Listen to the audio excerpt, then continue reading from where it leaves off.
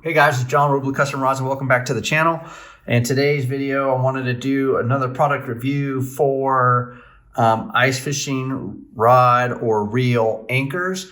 So if you have a ice fishing rod that does not have what you're maybe accustomed to with a traditional reel seat, and it just has some sort of grip material, whether it's carbon fiber, EVA foam, wood, shrink tube, whatever it is, you want a way to affix your reel to that to that handle. And I found a great way to do that with these reel anchors.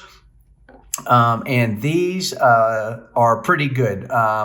13 fishing reel anchors. You essentially get 5 sets. You get green, white, red, orange, and black. And as you can see here, I've got 2 black bands.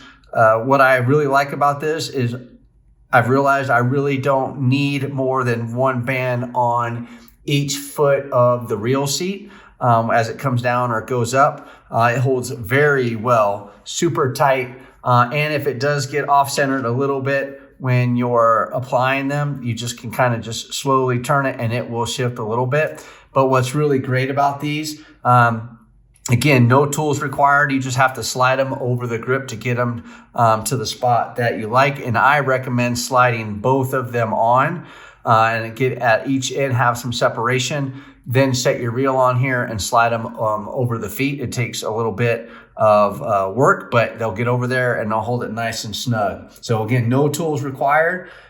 These things will not delaminate.